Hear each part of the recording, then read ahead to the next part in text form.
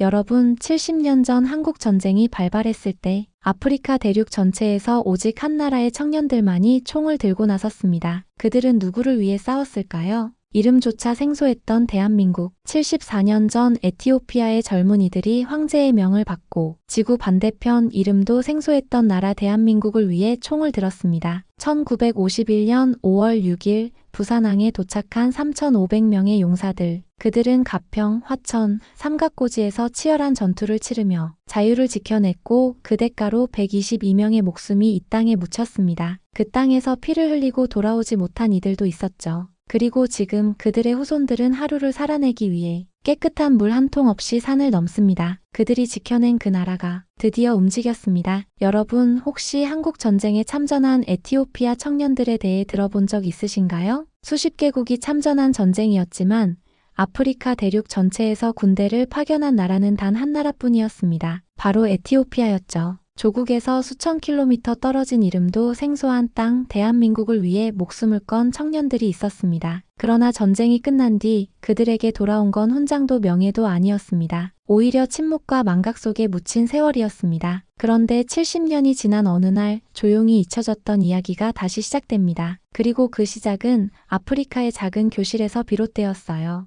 이건 제 할아버지 이야기입니다. 안녕하세요. 저는 하나 모하메드입니다. 에티오피아 남부에 위치한 아르바민치 근처의 한 시골 마을에서 초등학교 교사로 일하고 있어요. 제가 일하는 학교의 이름은 데라 초등학교입니다. 교실에는 책상보다 물통이 더 많고 교과서보다 물이 더 귀한 곳이죠. 선생님, 오늘 물 없어요. 9살짜리 사무엘이 그렇게 말하며 빈 물통을 가리킵니다. 그의 눈빛에는 슬픔도 분노도 없어요. 그저 너무 익숙한 체념뿐이었죠. 아이들은 수업을 받기 위해 학교에 오는 것이 아니라 마을 공동 우물에 가기 위해 학교에 옵니다. 그 우물까지는 왕복 2시간. 산을 넘어 바닥이 갈라진 개천을 지나야 하죠. 오늘도 저는 반쯤 빈 교실에서 칠판에 분수를 적고 있었습니다. 4분의 1 더하기 4분의 3은 분필 가루가 손에 묻었고 지워지지 않는 하얀 자국처럼 이 마을의 물 문제도 쉽게 지워지지 않는 현실입니다. 사무엘은 자기 차례가 아닌데도 물을 길러 가겠다고 자청했습니다. 저는 고개를 끄덕이며 말했어요.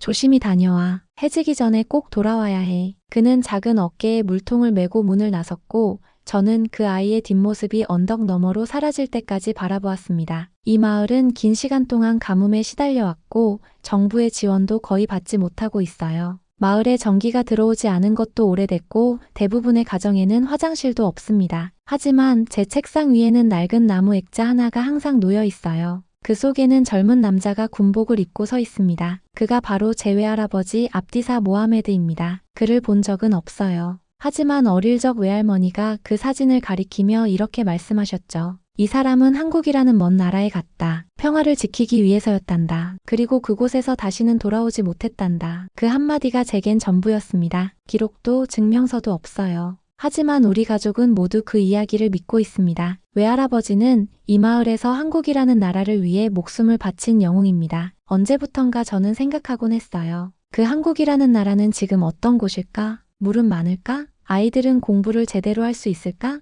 외할아버지가 목숨을 바쳐 지키려 했던 그곳은 과연 그만한 가치가 있었을까? 그날도 그렇게 평범한 수요일이었습니다. 분수 계산을 가르치고 있었죠. 그런데 교실 밖에서 낯선 소음이 들려왔어요. 창밖으로 시선을 돌리자 먼지바람을 일으키며 SUV 몇 대가 마을로 들어오고 있었습니다. 차량 옆면에는 익숙지 않은 로고가 새겨져 있었어요. KOICA 처음 듣는 이름이었습니다. 아이들이 소리쳤어요. 선생님, 외국인이에요. 저도 흥분을 감추기 어려웠습니다. 마을에 외부인이 오는 일은 손에 꼽을 정도니까요. 그러나 동시에 저는 마음을 다잡았습니다. 공부 계속하자. 누가 오든 우리가 할 일은 변하지 않아. 그 순간 저는 몰랐습니다. 그 방문이 70년 전 묻혀있던 외할아버지의 이야기를 다시 세상 위로 끌어올릴 줄은요. 그리고 이 마을의 목마른 대지를 적실 기적의 시작이 될 줄도 몰랐습니다. 코이카, 정확히는 한국국제협력단. 그들이 데라 초등학교에 방문한 이유는 마을의 지하수 자원 조사를 위한 시범개발 사업을 위해서였습니다. 그들은 자신들이 길고도 어려운 여정을 선택했다고 했습니다. 그중 한 명 유독 따뜻한 눈빛을 가진 여성 엔지니어가 있었습니다. 그녀의 이름은 박은서였죠. 그녀는 영어를 능숙하게 구사했고 자기소개를 마친 후 저를 향해 정중히 인사를 건넸어요. 하나 선생님, 이번 프로젝트를 위해 통역과 현지 안내를 도와주실 수 있을까요? 저는 당황했지만 고개를 끄덕였습니다. 이 작은 마을에서 영어를 하는 사람은 저뿐이었기에 제가 해야 할 일이었죠. 다음 날부터 조사팀은 본격적인 작업에 착수했습니다. 그들은 첨단 장비를 설치하고 마을 외곽에서 샘플을 채취하며 지하수 지질 조사를 시작했어요. 아이들은 그들이 사용하는 기계를 구경하기 위해 창가에 몰려들었고 눈망울엔 호기심이 가득했죠. 그러던 어느 날 오후 박은서 씨가 제 교무실을 방문했습니다. 그녀는 무언가 말을 꺼내려다 제 책상 위에 놓인 사진을 발견하고는 발걸음을 멈췄어요. 혹시 이분은 누구신가요? 제 외할아버지예요. 한국 전쟁에 참전하셨다가 돌아오지 못하셨어요. 그녀의 표정이 굳어졌습니다. 조심스럽게 사진 속의 군복을 살피던 그녀는 말했습니다. 이 군복 익숙합니다. 한국 전쟁 당시 에티오피아 군인들의 복장과 일치해요. 기록이 있을지도 몰라요. 제가 본국에 이 사진을 보내도 될까요? 그 순간 심장이 쿵 하고 내려앉는 기분이었어요. 이제껏 단지 가족의 구전으로만 전해졌던 이야기가 처음으로 누군가의 눈에 사실일 수도 있다는 인정을 받은 것이었으니까요. 저는 입술을 깨물며 고개를 끄덕였습니다. 네, 부탁드려요. 할아버지의 이름은 압디사 모하메드예요. 며칠이 지나고 한국에서 이메일이 도착했습니다. 박은서 씨는 떨리는 손으로 노트북을 펼치며 말했어요. 하나 선생님, 믿기 어려운 소식이 있어요. 그녀는 화면을 돌려 보여주었습니다. 화면에는 낯선 한글들이 가득했고 그중 몇 줄을 번역해 주었습니다. 에티오피아 참전 용사 압디사 모하메드 1951년 부산 상륙 양구 전선에서 전사 기록 확인. 그 문장을 듣는 순간 저는 두 손으로 입을 틀어막았습니다. 외할머니가 들려준 이야기들이 거짓도 환상도 아닌 역사적 사실로 인정된 순간이었으니까요. 그분은 진짜 한국에 계셨던 거군요, 진짜로. 박은서 씨는 고개를 끄덕이며 말했습니다. 지금 한국 국방부와 참전용사 유족회에서 후손 확인 절차를 논의 중이에요. 공식적으로 후손으로 등록되면 한국에서 감사의 뜻을 전하고 싶다고 했어요. 그 말에 눈물이 핑 돌았습니다. 그 누구도 관심 없던 외할아버지의 이름이 지구 반대편에서 기억되고 있다는 사실이 가슴을 울렸습니다. 그 소식을 접한 마을 사람들은 조심스레 모여들어 저를 축하해 주었고 마을의 최고 원로는 제게 말했어요. 하나야, 너의 외할아버지는 영웅이었다. 그리고 한국은 그 영웅을 잊지 않았구나. 프로젝트가 계속되던 어느 날 저는 박은서 씨에게 물었습니다. 그곳에서는 아이들이 물을 위해 산을 넘거나 수업을 포기하지 않아도 되겠죠? 그녀는 미소 지으며 고개를 끄덕였습니다. 한국에선 물은 늘 곁에 있어요. 그리고 교육은 아이들 모두의 권리예요. 그 말은 제 마음속 깊은 갈망을 건드렸습니다. 언젠가 우리도 그런 세상을 살 수 있을까? 하지만 바로 그 무렵부터 위기가 닥쳐오기 시작했습니다. 처음에는 소소한 문제였어요. 장비 몇 개가 사라졌고 캠프 발전기에 문제가 생겼습니다. 그리고 어느 날 밤 조사 장비 대부분이 도난당했다는 충격적인 소식이 전해졌습니다. 프로젝트가 중단될 수도 있어요. 본부에서 철수를 검토 중입니다. 박은서 씨의 목소리는 절망에 젖어 있었고 제 심장은 얼어붙는 것 같았어요. 그럴 수는 없어요. 이제 막 희망이 시작됐는데 하지만 사태는 거기서 끝이 아니었습니다. 마을 주변 부족들 사이에서 우물 설치 위치를 두고 갈등이 생겼고 어느 날은 공사 현장에 불이 나기까지 했습니다. 저는 책상 위에 외할아버지 사진을 보며 속삭였어요. 도와주세요. 이 희망이 꺼지지 않도록 어떻게든. 그리고 저는 결심했습니다. 그들의 말이 아니라 우리의 목소리로 한국에 말해야 한다는 것을. 밤하늘에 보름달이 떴습니다. 그 아래 저는 교무실에 홀로 앉아 외할아버지의 낡은 사진을 무릎 위에 올려두고 있었습니다. 불 꺼진 학교 안은 조용했지만 마음속은 그 어느 때보다 복잡하고 무거웠어요. 이제 그들이 떠난다면 우리에겐 또다시 목마름 뿐일 거예요. 속으로 그렇게 중얼이며 사진을 쳐다보았습니다. 외할머니가 생전에 늘 말씀하셨던 한마디가 생각났습니다. 너의 할아버지는 마지막 편지에 이렇게 썼단다. 달은 어디서나 갔구나. 내가 보는 이 달을 너도 보고 있을 거야. 그 순간 제 안에서 무언가가 반짝였습니다. 달은 어디서나 갔다는 그 말이 지금은 세계를 연결하는 메시지로 다가왔어요. 저는 박은서 씨에게 전화를 걸었습니다. 카메라가 있으신가요? 제 이야기를 한국에 전하고 싶어요. 지금이 아니면 우리 마을의 미래는 없습니다. 다음 날 아침 학교 운동장에서 조촐한 영상 촬영이 시작됐습니다. 카메라 앞에 앉은 저는 떨리는 손으로 외할아버지의 사진을 들었습니다. 안녕하세요. 저는 에티오피아의 작은 마을에서 교사로 일하는 하나 모하메드입니다. 그리고 이분은 70년 전 한국 전쟁에 참전하셨던 저의 외할아버지 압디사 모하메드입니다. 숨을 들이마셨고 마을의 풍경을 떠올리며 말을 이었습니다. 그분은 조국에서 수천 킬로미터 떨어진 이름조차 생소했던 나라 한국을 위해 목숨을 바쳤습니다. 그리고 지금 그의 후손들은 하루도 물 없이 살고 있습니다. 이 아이들은 매일 아침 책가방 대신 물통을 메고 산을 넘습니다. 수업을 중단하고 오염된 물로 병에 걸리며 살아가고 있어요. 하지만 저는 믿고 싶습니다. 그분이 지켰던 한국이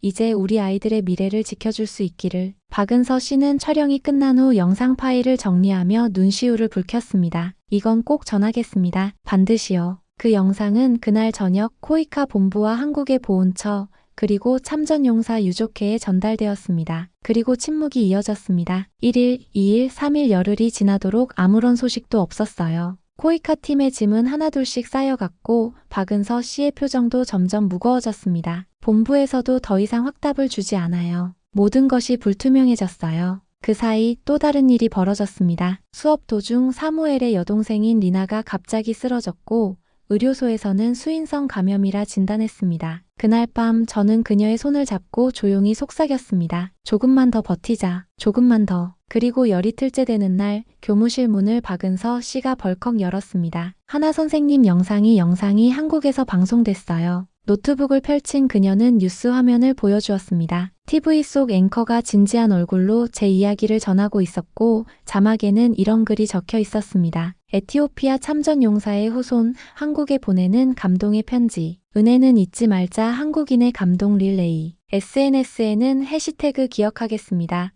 에티오피아의 은혜가 실시간 검색어 상위에 올랐고 수많은 댓글이 이어졌습니다. 이제 우리가 그분들을 지켜드려야 할 때입니다. 자유는 공짜가 아니었습니다. 우리는 잊지 않았습니다. 박은서 씨는 말했습니다. 한국 국방부와 외교부가 공동 성명을 발표한대요. 참전국 후손 지원을 위한 특별 예산이 편성됐고 우리 프로젝트는 중단이 아닌 확대 재개로 전환되었대요. 그 말을 듣는 순간 저는 울음을 참을 수 없었습니다. 오래도록 묻혀있던 희생이 이제야 다시 세상의 빛을 본 것이니까요. 다음 날 아이들에게 이 소식을 전했습니다. 이제 더 이상 산을 넘지 않아도 될 거야. 그리고 한국 사람들이 우리를 기억하고 있어. 아이들은 환호성을 질렀고 사무엘은 작게 말했어요. 선생님, 우리도 한국말 배울 수 있어요? 박은서 씨는 웃으며 아이들에게 한국어로 인사했습니다. 안녕하세요. 만나서 반갑습니다. 작은 마을에 다시 바람이 불었습니다. 그 바람은 단순히 물을 가져오는 바람이 아닌 잊혀졌던 은혜를 되새기고 새로운 미래를 향해 나아가는 바람이었습니다. 그로부터 정확히 3주 후 데라 마을에 다시 낯선 차량 행렬이 들어섰습니다. 먼지를 일으키며 달려오는 차량의 옆면에는 다시 한번 익숙한 로고가 선명히 새겨져 있었죠. 코이카 외교부 국가보훈처. 마을 사람들은 삼삼오오 몰려 나와 그들을 맞이했습니다. 하지만 이번에는 단순히 장비나 기술자가 아닌 특별한 사람들이 함께 왔습니다. 그중 가장 먼저 내린 이는 정장을 입은 중년 남성이었고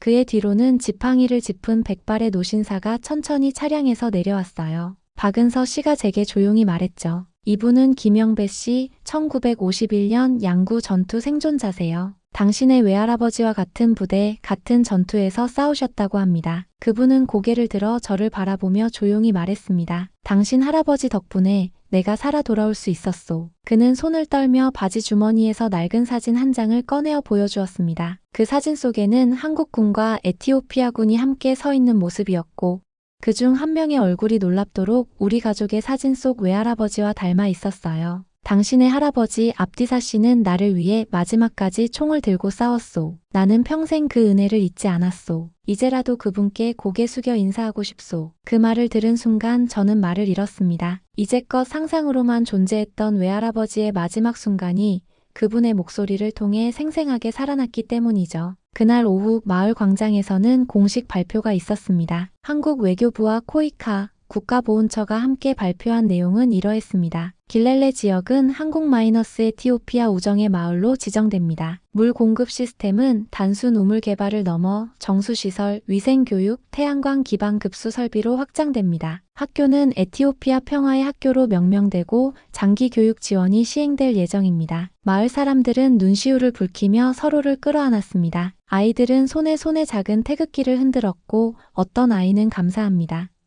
를 외치며 눈물을 흘렸습니다. 그 기쁨의 날, 마을의 최고 원로가 단상에 올라 조용히 말했습니다. 우리는 강한 나라는 아닙니다. 하지만 우리는 은혜를 기억하는 나라와 친구가 되었습니다. 그날 저녁 학교 옆 빈터에서 첫 삽을 뜨는 기념식이 열렸습니다. 참전 생존자 김영배 씨와 제가 함께 삽을 들었어요. 그분의 손은 떨렸지만 눈빛은 담담했습니다. 이건 단순한 삽질이 아닙니다. 이건 70년 만의 약속을 지키는 첫 삽입니다. 기념비도 세워졌습니다. 검은 대리석 위에는 두 개의 이름이 새겨졌죠. 압디사 모하메드 에티오피아 참전 용사, 김영배 한국 참전 생존자, 그리고 그 아래엔 이렇게 적혀 있었습니다. 은혜는 기억되었고 희생은 미래로 이어졌다. 몇 달 후 물탱크는 완공되었고 마을에는 깨끗한 물이 흐르기 시작했습니다. 아이들은 더 이상 물통을 메고 산을 넘지 않아도 되었고 수업 시간에는 이제 물 대신 책을 메고 등교하게 되었어요. 도서관도 생겼고 저는 매주 한 번씩 한국어 수업을 시작했습니다. 아이들은 감사합니다, 안녕하세요를 배우며 매일 웃음을 터뜨렸고